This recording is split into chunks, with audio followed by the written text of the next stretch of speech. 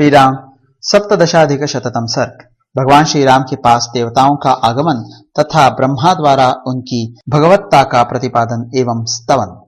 तदनंतर धर्मात्मा श्री राम हाहाकार करने वाले वानर और राक्षसों की बातें सुनकर मन ही मन बहुत दुखी हुए और आंखों में आंसू भरकर 2 घड़ी तक कुछ सोचते रहे। इसी समय विश्वरवा के पुत्र यक्षराज कुबेर, पितरों सहित यमराज, देवताओं के स्वामी सहस्र नेत्रधारी इंद्र, जल के अधिपति वरुण, त्रिनेत्रधारी श्रीमान ऋषभध्वज महादेव तथा संपूर्ण जगत के सृष्टा ब्रह्मवेत्ताओं में श्रेष्ठ ब्रह्मा जी, ये सब देवता सूर्य तुल्य विमानों द्वारा लंकापुरी में आकर श्री रघुनाथ जी के पास गए। भगवान श्री राम उनके सामने हाथ जोड़े खड़े थे। वे श्रेष्ठ देवता आभूषणों से अलंकृत अपनी विशाल भुजाओं को उठाकर उनसे बोले, श्री राम, आप संपूर्ण विश्व के उत्पादक, ज्ञानियों में श्रेष्ठ और सर्वव्यापक हैं। फिर इस समय आग में गिरी हुई सीता की उपेक्षा कैसे कर रहे हैं? आप समस्त देवताओं में श्रेष्ठ विष्णु ही हैं, इस बात को कैसे नहीं समझ रहे हैं? पूर्व काल में वसुओं के प्रजापति जो ऋतधामा नामक वसु थे, वे आप ही हैं। आप तीनों लोकों के आदिकर्ता स्वयं प्रभु हैं।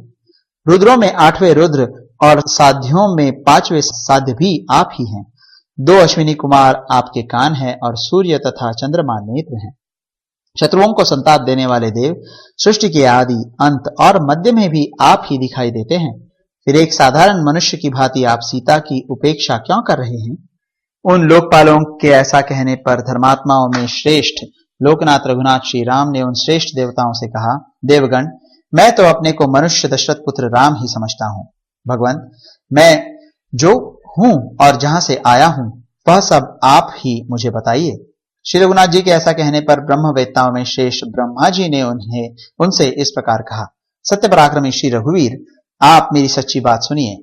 आप चक्र धारण करने वाले सर्वसमर्थ श्रीमान भगवान नारायण देव हैं। एक दाढ़ वाले पृथ्वीधारी वराह हैं तथा देवताओं के भूत एवं भावी शत्रुओं को जीतने वाले हैं। रघुनंदन, आप अविनाशी परब्रह्म हैं, सृष्टि के आदि, मध्य और अंत में सत्य रूप से विद्यमान हैं। आप ही लोकों के परम धर्म है।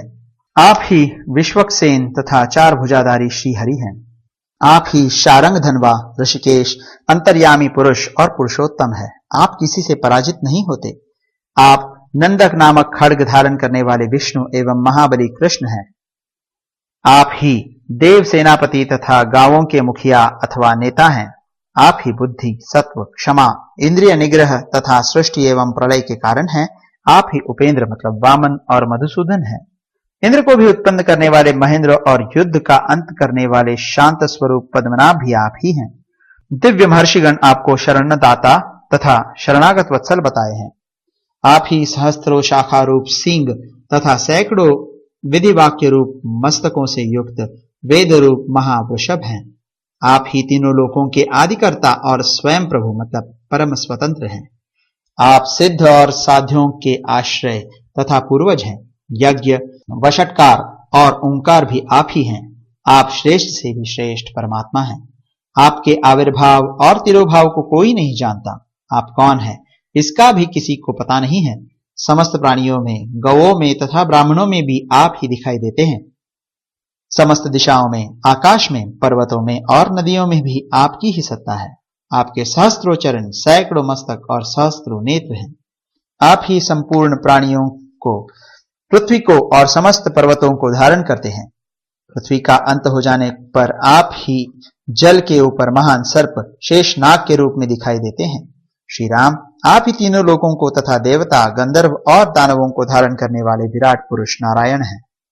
सबके हृदय में रमन करने वाले परमात्मन, मैं ब्रह्मा आपका हृदय हूं और देवी सरस्वती आपकी जिह्वा है। प्रभो, मुझ ब्रह्मा ने जिनकी सृष्टि की है वे सब देवता आपके विराट शरीर में रोम है।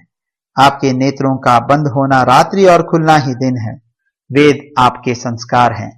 आपके बिना इस जगत का अस्तित्व नहीं है। संपूर्ण विश्व आपका शरीर है। पृथ्वी आपकी स्थिरता है। अग्नि आपका कोप है और चंद्रमा प्रसन्नता है। वक्षस्थल में श्रीवत्स का चिन्ह धारण करने वाले भगवान विष्णु आप ही हैं। पूर्व काल में मतलब वामन अवतार के समय आपने ही अपने 3 पगों से तीनों लोक नाप लिए थे। आपने अत्यंत दारुण दैत्यराज बलि को बांधकर इंद्र को तीनों लोकों का राजा बनाया था। सीता साक्षात लक्ष्मी है और आप भगवान विष्णु हैं। आप ही सच्चिदानंद स्वरूप भगवान श्री कृष्ण एवं प्रजापति हैं। धर्मात्माओं में श्रेष्ठ रघुवीर, आपने रावण का वध करने के लिए ही इस लोक में मनुष्य के शरीर में प्रवेश किया था। हम लोगों का कार्य आपने संपन्न कर दिया। श्री राम, आपके द्वारा रावण मारा गया। अब आप प्रसन्नता पूर्वक अपने दिव्य धाम में पधारिए। देव, आपका बल अमोघ है, आपके पराक्रम भी व्यर्थ होने वाले नहीं हैं। श्री राम, आपका दर्शन अमोघ है, आपका स्तवन भी अमोघ है तथा आप में भक्ति रखने वाले मनुष्य भी इस भूमंडल में अमोघ ही होंगे। आप पुराण पुरुषोत्तम है, दिव्य रूपधारी परमात्मा है। जो लोग आप में भक्ति रखेंगे वे इस लोक और परलोक में अपने सभी मनोरथ प्राप्त कर लेंगे। यह परम ऋषि ब्रह्मा का कहा हुआ दिव्य स्तोत्र तथा पुरातन इतिहास है। जो लोग इसका कीर्तन करेंगे उनका कभी पराभव नहीं होगा।